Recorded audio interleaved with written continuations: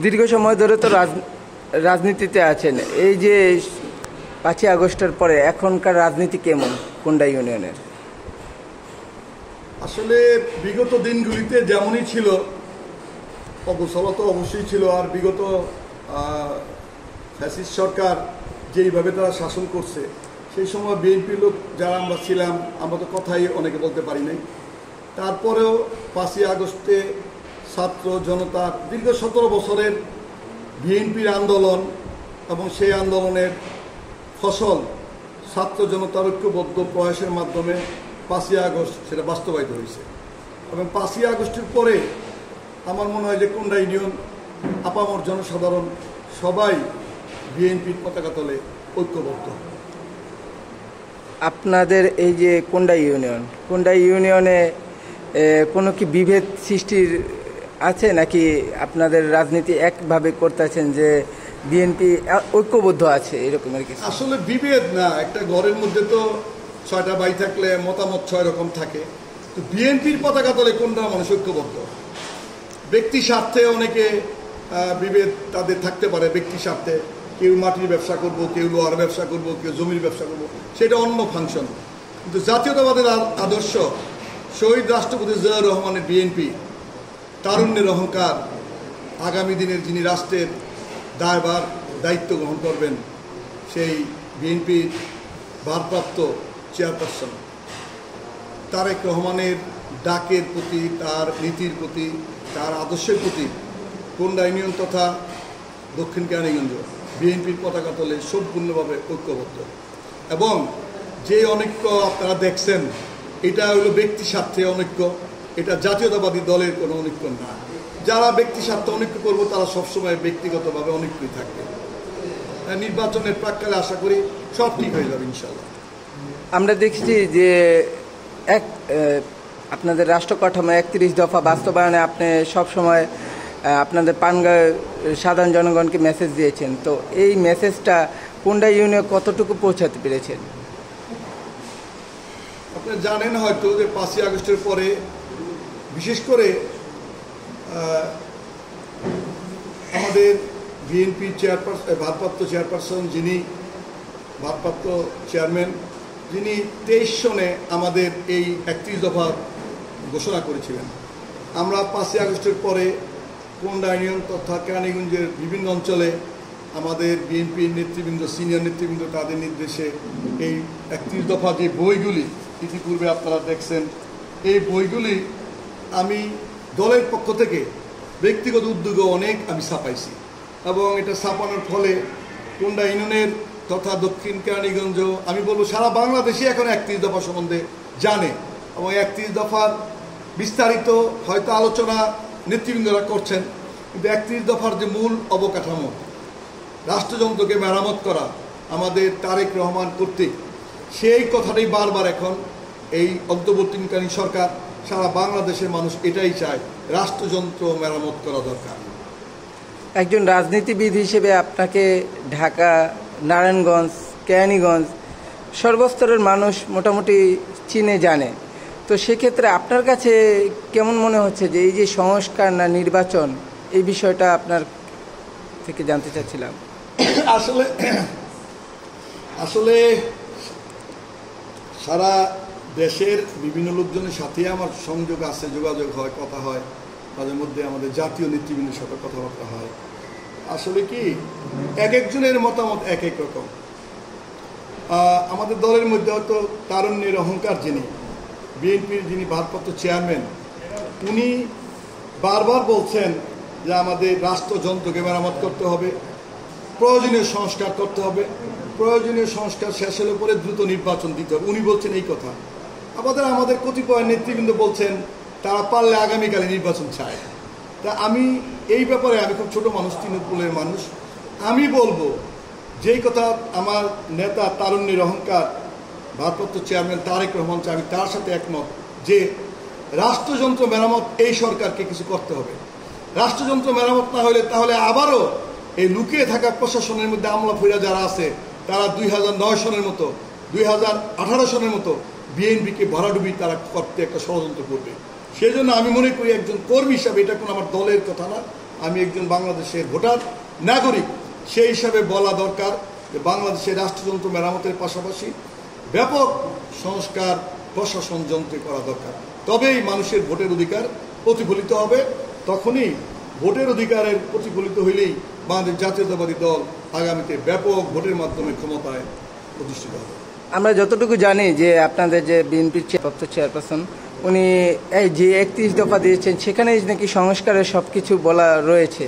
তো মানে অন্যান্য যেই দলগুলো আছে যেমন জামাত, এনসিপি, ওনারা বলছে যে সংস্কার প্রয়োজন, স্থানীয় নির্বাচনের আগে জাতীয় নির্বাচন নয়। সেক্ষেত্রে আপনাদের মতামতটা কি?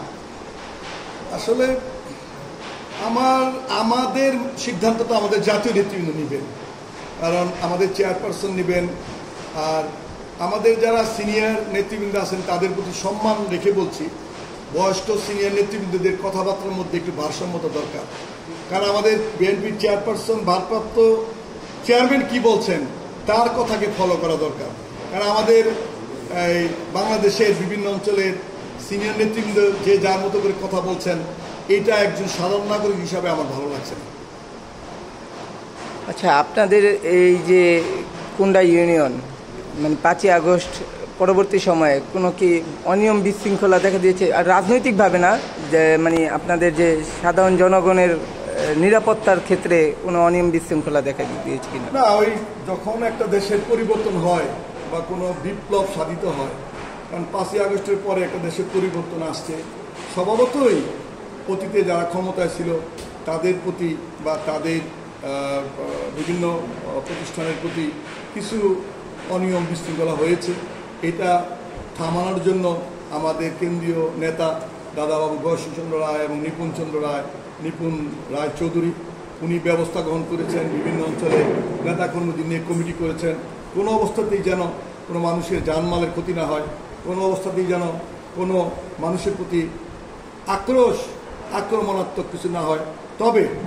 তবে যারা ওই সময় আওয়ামী লীগের নেতৃবৃন্দ যারা আমাদের জনসাধারণের উপর জুলুম করেছে, যারা আমাদের নেতাকর্মীদের মিথ্যা মামলা দিয়েছে, যারা আমাদের জায়গা সম্পত্তি জবরদখল করে নিচ্ছে অপোজিশন পার্টির, তাদের ব্যাপারে কিছু ঘটনা হয়তো ঘটে থাকতে পারে, আমার ঠিক জানা নাই। তবে সেই বিচ্ছিন্ন ঘটনা আপাতত এখন আর ঘটছে না, কারণ আমাদের নেতৃবৃন্দ সেটাকে আইন শৃঙ্খলা বাহিনীর সাথে পরামর্শ করে তারা অনেকটা আয়ত্তে এনেছে। এটাই মনে হয় আমার কোনটা ইউনিয়নে আপাতত ওইরকম কোনো নাই। অন্য অন্য এলাকায় দেখা যাচ্ছে যে আপনার এই যে কর্মী মূল্যায়নটা, যেটা দল ক্ষমতায় আসবে এবং এখন তো আপনার একটা ভালো সময় যাচ্ছে আপনাদের বিএনপির, তো সেক্ষেত্রে কর্মী মূল্যায়নে কি আপনাদের এখানে কি কোনো ঘাটতি আছে? আসলে একটা কর্মীর মূল্যায়ন হবে তো তার কাজে। এখন কর্মীর মূল্যায়নের সময় এখন আসে নাই বাংলাদেশে বিএনপি। কেন আসে নাই? নির্বাচন হবে, ওই নির্বাচনে যেই নেতাকর্মীরা ভালো কাজ করতে পারবে সেই নেতাকর্মীর মূল্যায়ন হবে। আর আমার একটা প্রত্যাশা হলো এই 16 বছর 17 বছর আন্দোলন সংগ্রামে অনেকে, আমি একটা এক্সাম্পল বলি, স্বাধীনতা যুদ্ধ 10 মাস হয়েছে 1971 সনে। যারা আপনারা ছোট আপনারা বলতে পারবেন না, যারা বড় আমার চেয়ে যারা বড় তারা বেশি জানবে। এই 7.5 কোটি মানুষের মধ্যে মুক্তিযুদ্ধে অংশগ্রহণ কয়জন লোক করছিল? সব মিলে হয়তো বাংলাদেশ থেকে পালায় ভারতবর্ষে 5 লক্ষ লোক গেছে কিনা আমার জানা নেই। আর সেখান থেকে হয়তো 40,000, 50,000, 30,000 লোক মুক্তিযুদ্ধে অংশগ্রহণ করেছে। কিন্তু তার জন্য যারা বাংলাদেশে অবস্থান করছে তারা কি সবাই পাকিস্তানের পক্ষের লোক ছিল? মোটেই না। তেমনইভাবে এই 17 বছর, 5 বছর, 6 বছর অনেকে আন্দোলন সংগ্রামে ছিল, অনেকে আন্দোলন সংগ্রামে ডাইরেক্ট তার অংশগ্রহণটা প্রকাশ করে নাই, অনেকে মিটিং মিছিলে যায় নাই, কিন্তু তারা মনে প্রাণে তো ওই দলটাকে, ফ্যাসিস্ট দলটাকে ঘৃণা করেছে। তার অর্থ ওই মুক্তিযুদ্ধের মতো যারা আন্দোলন সংগ্রামে বাংলাদেশে ছিল প্রত্যেকটা রাজনৈতিক দলের নেতাকর্মী তারাই কিন্তু একা মুক্তিযোদ্ধা না। যারা দলকে ভালোবাসে, যারা আগামী রাজনীতিতে ভোটের নির্বাচনে যারা ভালো ফলাফল আনতে পারবে তাদের এই মূল্যায়নটা হবে বলে আমি মনে করি। এবং মূল্যায়নের সময় সেই সময় হবে একটা কর্মীর মূল্যায়ন কতটুকু, সেটা দলের সিনিয়র নেতৃবৃন্দ তারা তা করবে। জাকির ভাই, সেক্ষেত্রে আমি আপনার মতে একটা প্রশ্ন করতে চাই যে এই যে দুর্দিন গেল আপনাদের দীর্ঘ 17 বছর ফ্যাসিস্ট আওয়ামী লীগের সময়, সে সময় যে দুর্দিনে কর্মীরা রাজপথে মাঠে ছিল, তাদের জন্য আপনারা কি কি পরিকল্পনা গ্রহণ করবেন? না, এটা হইলো অবশ্যই অনস্বীকার্য। এটা অস্বীকার করার কোনো নাই, অস্বীকার করার কোনো কথা ব্যাখ্যা নাই।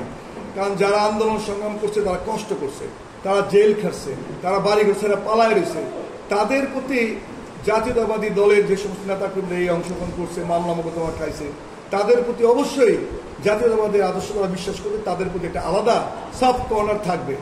আপনি হয়তো জেনে থাকবেন, আমিও বোমা বিস্ফোরণ, অস্ত্র মামলা আওয়ামী লীগ এবং ফ্যাসিস্ট সরকারের দ্বারা আমি খাইছি, আমার বাতিজা খাইছে, আমার এই বাবি খাইছে, আমার নেতৃবৃন্দ গ্রামের অনেক লোক খাইছে। কিন্তু আমরা 3-4 জন লোক মামলা খাইছি বলে যে আমরাই সব, তা না। আমাদের গ্রামে প্রায় 10,000, 5,000, 6,000 লোকের বাস। এই লোকরা যারা জাতীয়তাবাদী আদর্শ বিশ্বাস করে, তাদের সম্মান হানি করা যাবে না। অতএব আমি মনে করি যারা আন্দোলন সংগ্রামে অংশগ্রহণ করছে, তাদের মূল্যায়ন দল করবে। ক্ষমতায় আসার পর অবশ্যই তাদের যার যার যোগ্যতা অনুযায়ী কেউ চাকরি পাবে, কেউ ব্যবসা পাবে, কেউ দলে ভালো পদ পাবে, কেউ বা সমাজে একটা ভালো অবস্থানে থাকবে, এটাই নিয়ম। শহীদ প্রেসিডেন্ট জিয়াউর রহমানের সামনে 40তম মৃত্যুবার্ষিকী, তো আপনারা তো 17 বছর তেমনভাবে কোনো আয়োজন করতে পারেননি, এবার কি কোনো বড় পরিসরে পরিকল্পনা রয়েছে? না, আমি বলব শহীদ রাষ্ট্রপতি জিয়াউর রহমান উনি বাংলাদেশের স্বাধীনতা যুদ্ধের সমস্ত সেনাবাহিনী, বিডিআর, আনসার, শ্রমিক, কৃষক, ছাত্র জনতাকে তিনি স্বাধীনতার ডাক দিয়েছেন, স্বাধীনতা যুদ্ধের ঘোষণা দিয়েছেন। 26শে মার্চ উনি স্বাধীনতার ঘোষক, এবং বাংলাদেশের আপামর সারা দুনিয়ার ইসলামী মুসলমানদের একটা ঐক্যবদ্ধ সংস্থার নেতা। তিনি ওয়াইএমসি প্রতিষ্ঠা করেছেন, তিনি সার্ক প্রতিষ্ঠা করেছেন, তিনি অনেক কিছু করেছেন যেটা বাংলাদেশের মানুষের হৃদয়ে আসছে।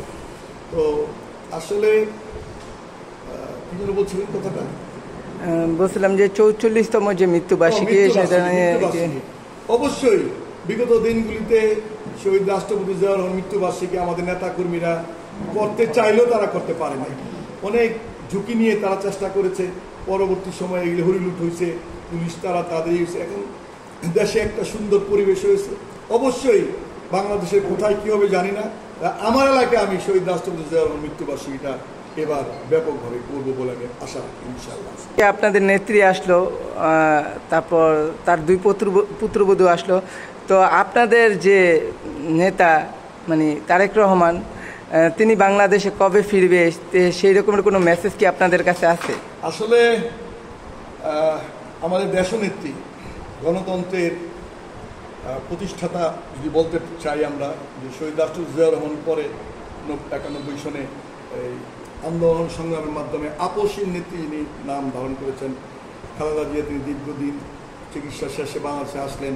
সেটা আপনারা দেখছেন, বাংলাদেশের মানুষ তাকে কিভাবে বরণ করছে, হাজার লক্ষ মানুষ তাকে সম্বর্ধনা দিছে, কিন্তু তাদেরকে ওইখানে সম্বর্ধনা দিতে কাউকে নিতে হয় নাই, স্বেচ্ছায় স্বপ্রণোদিত। আমরাও শত শত লোক নিয়ে সেখানে হাজির হয়েছি।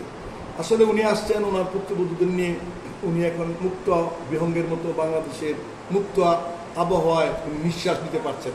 এটা তার জন্য অশেষ রহমত আল্লাহর তরফ থেকে, এবং তিনি এটাই কামনা করতেন মনে মনে, যে আমাকে যেই কষ্ট বিগত সরকার দিছে, আমি যেন কারো প্রতি বিদ্বেষ না করে মুক্ত আকাশে একদিন এই দেশটাকে স্বাধীন হিসাবে দেখে যেতে পারি, স্বৈরাচার মুক্ত। এটা উনি দেখছেন। আর যিনি আমাদের দলের নেতৃত্ব দিচ্ছেন, ভারপ্রাপ্ত চেয়ারম্যান, উনি কবে আসবেন? আমার মনে হয় যে এটা তো জাতীয় ব্যাপার। ওনার ইনশাআল্লাহ সমস্ত মামলা মোকদ্দমা শেষ হয়েছে আইনিভাবে, আইনি প্রক্রিয়া, এবং উনি বিভিন্ন আলাপ আলোচনা জাতীয় বিষয়ে অনেক সিদ্ধান্ত উনি নেবেন।